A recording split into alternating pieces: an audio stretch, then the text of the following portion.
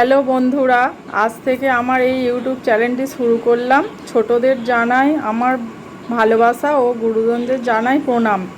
তো দেখুন, আপনাদের সাথে পরিচয় করতে গিয়ে আমার আলু কষাটা হয়েই এসেছে।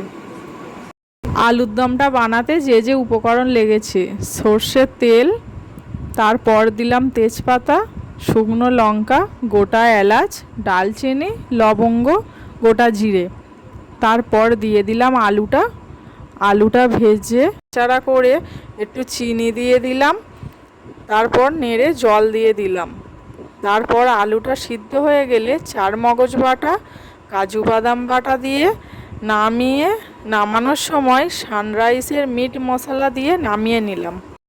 পোলাও বানানোর উপকরণ: কড়াতে দিলাম ঘি, তারপর দিলাম তেজপাতা, শুকনো লঙ্কা, গোটা এলাচ, লবঙ্গ, ডালচিনি দিয়ে তারপর দিলাম কাজু কিশমিশ। একটু ভেজে নিয়ে চালটা দিয়ে দিলাম।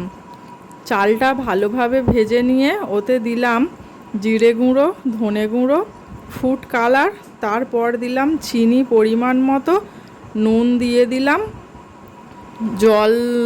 জল দিয়ে দিলাম।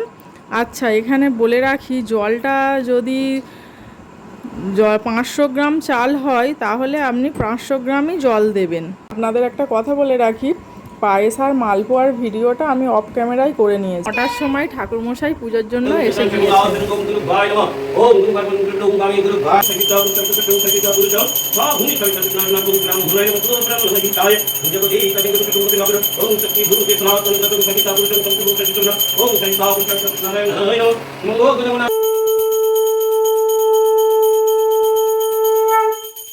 বেলা 12টার সময় জগন্নাথ দেবের মধ্যাহ্নভোজের আয়োজন হলো।